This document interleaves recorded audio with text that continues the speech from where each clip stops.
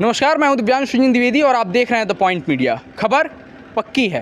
इस वक्त हम मौजूद हैं उत्तर प्रदेश के गोरखपुर के चंपा देवी पार्क में। जैसा कि आप सभी को ज्ञात है, प्रियंका गांधी जी की चुनावी रैली को लेकर के तैयारियां यहां पर जोरों शोरों से हैं। इसी के मद्देनज़र यहां पर हमारे साथ बातचीत करने के लिए मौजूद हैं दलित कांग्रेस के प्रदेश अध्यक्ष श्री आलोक प्रसाद जी, जो पूर्व राज्यपाल सुखदेव प्रसाद जी के लड़के भी हैं। सबसे पहले हम स्वागत करते हैं आलोक भैया आपका द पॉइंट मीडिया पर। नमस्कार। हम जानना चाहेंगे कि जब से आप गोरखपुर में आए हैं, गोरखपुर में भी दलित कांग्रेस काफ़ी ज़्यादा सक्रिय रहती है। यहाँ के कार्यकर्ताओं से मिलकर के आपको कैसा लगा है? देखिए, कार्यकर्ताओं में नया जोश हर जगह है जी। गोरखपुर की बात मत करिए, हम लोग हर रैली में गए दीदी के साथ और हर जगह जोश ज़्यादा है। दलित कांग्रेस खासकर इसलिए क्योंकि इस समय दलित की पीड़ा को कोई सुनने वाला नहीं है, कोई उनके आंसू पोंछने वाला नहीं है। जो दलित के नाम पे वोट लिए नेता लोग थे वो आज घर से बाहर निकले डर के मारे। अभी आपने देखा जो आगरा में कांड हुआ, पुलिस वालों ने पीट पीट के हमारे दलित भाई को थाने में मार डाला। कोई नेता बोला? हमारी बहन के साथ हाथरस में कांड होता है, मतलब मरने के बाद उनको रात में जला दिया जाता है, उसके बाद भी कोई नेता बोलता है? हमारी तमाम दलित बहनों को बलात्कार के बाद जिंदा जला दिया। तमाम घटनाएं हैं उत्तर प्रदेश में, कोई बोलता नहीं है। अगर कोई बोलता है तो हमारी दीदी प्रियंका दीदी बोलती हैं, हमारे अजय लल्लू बोलते हैं, या हमारे यही दलित साथी जो आपके सामने खड़े हैं, यही लोग इस बात को मजबूती से उठाते रहते हैं। जैसा कि 2022 के चुनावों को देखते हुए कहा जाता है कांग्रेस राजनीति कर रही है उत्तर प्रदेश में, क्योंकि कुछ भी अगर घटनाएं कांग्रेस शासित प्रदेशों में होती हैं तो वहां पर इतने जोरों शोरों से आवाज़ नहीं उठाई जाती है। आपका क्या कहना है इस कथन पर? देखिए, कांग्रेस शासित प्रदेश में जो घटनाएं होती हैं तुरंत कार्रवाई होती है, तुरंत कार्रवाई होती, तो आप बोलेंगे क्या? और आप उत्तर प्रदेश में देख लीजिए कि मंत्री के लड़के ने लोगों को रौंद दिया और आज मंत्री, आज आपने देखा बड़ा शर्मनाक है, कहाँ खड़े होकर बात कर रहे थे। उनको शर्म है, नैतिकता है? यही कांग्रेस की सरकार होती तो कब का त्यागपत्र ले लिया गया होता। एक्शन तुरंत होता है कांग्रेस पार्टी में, इसीलिए लोगों को बोलने का मौका नहीं मिलता है। चलिए, हम जानना चाहेंगे कि 2022 के चुनाव को लेकर के अभी आप प्रदेश के तमाम हिस्सों में गए हैं, जनता का क्या रिस्पॉन्स है आप लोगों के लिए? देखिए, बहुत पॉजिटिव रिस्पॉन्स है जी। आप जहाँ भी जाइए, कहीं भी बात करिए, तो जो विपक्ष को होना चाहिए, जो मुद्दों को लेकर लड़ना चाहिए, वो कांग्रेस ही तो है। और कोई नज़र आ रहा है आपको विपक्ष के रूप में? बहन जी का पता नहीं, मायावती जी का पता नहीं कहाँ चले गए, किसी डर से नहीं आ रही हैं। अखिलेश जी भी कहाँ है, कोई जानता नहीं। अगर आप विपक्ष की भूमिका में देखिए तो ये कांग्रेस के साथी प्रियंका जी के नेतृत्व में, अजय कुमार लल्लू जी के नेतृत्व में रोडों पर संघर्ष करते आपको नजर आ रहे हैं। और कोई अगर किसी के हक की बात कर रहा है, कोई अन्याय की बात कर रहा है, तो हमारे कांग्रेस का साथी ही है। चलिए, कितनी सीटों का दावा कर रहे हैं आप 2022 के चुनाव में? देखिए, जनता कुछ भी कर सकती है जी। दो सीट वाली बीजेपी अगर पूर्ण बहुमत से आ सकती है तो हमारी तो 7 सीटें हैं, अंदाज़ा लगा लीजिए आप।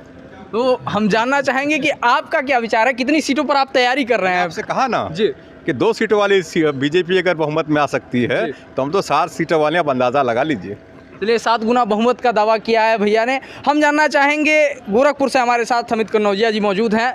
ये बताइए, जब प्रदेश से आपके बड़े नेता आते हैं, आपके काम को देखते हैं और उसे सराहते हैं, एक कार्यकर्ता के रूप में आपको कैसा महसूस होता है?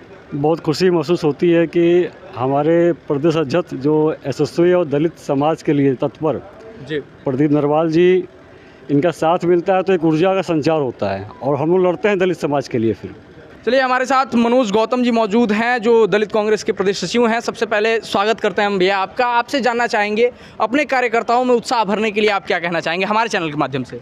सबसे पहले बता दूं जी कि मैं दलित विभाग का प्रदेश उपाध्यक्ष था, आज मैं उत्तर प्रदेश कांग्रेस कमेटी का प्रदेश सचिव हूँ। जी आज हम लोगों के शीर्ष नेता माननीय आलोक प्रसाद जी हैं, तो इनके आने से चाहे इन्होंने जितना बढ़िया दलित विभाग का नेतृत्व किया, जितना एनर्जी हम लोगों को दिया, आज पूरे प्रदेश में दलित समाज इतना व्यापक मात्रा में कांग्रेस से जुटा हुआ है कि निश्चित रूप से यह हर दलित की आवाज़ उठ रही है कि कांग्रेस को लाना जरूरी है। कांग्रेस को लाना जरूरी है। कांग्रेस की सीटें कितनी आ रही हैं? आपके नेताजी ने तो कहा कि 2 सीटों की तुलना कर लीजिए 7 सीटों से। आप क्या कहना चाहेंगे? वही बात है, ये तो एग्जाम्पल है ना कि जब 2 सीटों वाली सरकार बना सकती है पार्टी, तो 7 सीटों वालों की क्या हाल होगा। तो आप चलिए, हमारे साथ पूर्व सांसद स्वर्गीय श्री राम निहोर राकेश जी के पुत्र राजेश राकेश जी मौजूद हैं। सबसे पहले हम आपसे जानना चाहेंगे, जैसा ये कहा कि आपके AICC के सचिव जी ने कि ये कांग्रेस को लाने के लिए दलित कह रहे हैं कांग्रेस को लाया जाए, उत्तर प्रदेश में क्या कोई दलित चेहरा होगा कांग्रेस का? क्यों नहीं होगा। हमारे सबसे सामने हमारे आलोक प्रसाद जी हैं, सबसे बड़े चेहरे हैं। बहुत सारे नेता हैं, आप तलाश करिए। लोग दलित समाज को जोड़ना तो चाहते हैं लेकिन चेहरा नहीं देते। लेकिन आज प्रियंका दीदी से उम्मीद है कि हमारे दलित चेहरा दिया जाएगा, क्योंकि सारी हक और हुकूक की लड़ाई अगर दलित समाज की लड़ रही हैं तो प्रियंका दीदी लड़ रही हैं, राहुल जी लड़ रहे हैं, अजय लल्लू जी लड़ रहे हैं। तो चेहरे भी हमारे सामने हैं। सबसे बड़ा चेहरा तो हमारे सामने आलोक प्रसाद जी हैं। चेहरे सामने हैं, बिल्कुल। चलिए, गोरखपुर के आपके कार्यकर्ताओं को देख करके आपको क्या महसूस हुआ? बिल्कुल, सारे केवल गोरखपुर नहीं पूरे प्रदेश में जी एक अजीब सा जुनून है कांग्रेस को लाने के लिए। आज लोगों में एक उत्साह है। कारण सिर्फ संविधान बचाना है, देश बचाना है, प्रदेश बचाना है। चलिए, प्रदेश बचाना है। यहाँ पर हमारे साथ मनीष गौतम जी मौजूद हैं। हम आपसे जानना चाहेंगे, बहुत सराहा जा रहा है आप लोगों का काम, कैसा महसूस हो रहा है आपको इस समय? देखिए, इस समय बहुत खुशी महसूस हो रही है कि गोरखपुर में पहली बार प्रियंका दीदी आ रही हैं। जी। इससे गोरखपुर की तमाम जनता में भी एक अलग जुनून है उनको देखने के लिए और उनको सुनने के लिए। उनकी जो 8 प्रतिज्ञाएं जो दीदी ने ली हैं, उन प्रतिज्ञाओं को यहाँ पे दोहराया जाएगा। और एक उत्साह जो कहते हैं कि किसी की चाह हो लोगों को, वो लोगों के अंदर इस समय जुनून भरा हुआ कि दीदी आएंगी, कैसे हम पहुँच जाएँ जल्द से जल्द दीदी से मिलने के लिए। चलिए, सीटों को लेकर किसी ने दावा नहीं किया? कल ये 31 की रैली को लेकर के संख्या को ही लेकर कुछ दावा कर दीजिए, कितने लोग आ रहे हैं यहाँ पर? देखिए, इसमें कुछ कहा नहीं जा सकता है।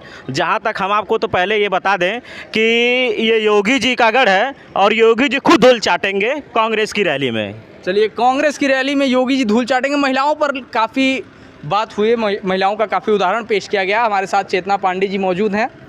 हम आपसे जानना चाहेंगे, महिला वर्ग का प्रतिनिधित्व यहाँ पर आप करती हैं, क्या लगता है कल की रैली को लेकर, कल की रैली की सफलता को लेकर के आप क्या कहना चाहेंगे? निश्चित रूप से कल की रैली बेहद सफल होगी। और आपने चूँकि महिलाओं के पक्ष में ज़्यादा कुछ कहा है, तो महिलाओं में बहुत ज़्यादा उत्साह है, क्योंकि लंबे समय से ये बात चलती रही है कि राजनीति में 33% महिलाओं को 33% आरक्षण मिलना चाहिए, लेकिन ये बात केवल बात तक ही रह गई है। पहली बार किसी ने 33 से बहुत आगे बढ़ के 40% आरक्षण देने की बात कही है, सीधे सीधे 40% महिलाओं को चुनाव लड़ाने की बात कही है। तो ये महिलाओं के लिए बहुत बड़ी बात है, बहुत बड़ा विषय है। और इसके समर्थन में लोग आ रहे हैं, महिलाएँ आ रही हैं। रैली में भी आपको इसका असर दिखने को मिलेगा। 40% रहेंगी कि नहीं? बिल्कुल रहेंगी, उससे ज़्यादा रहेंगी। 40% से ज़्यादा महिलाएं आएंगी यहाँ पर। 50% से ज़्यादा रहें, 50% से ज़्यादा महिलाएं रहें। तो ये थे हमारे साथ गोरखपुर में प्रदेश से आए हुए राष्ट्रीय कार्यकारिणी के भी यहाँ पर सदस्य हैं और गोरखपुर के लोकल भी कांग्रेस के लोग हैं, जो कल की प्रियंका गांधी जी की रैली को लेकर के काफ़ी ज़्यादा उत्साहित हैं।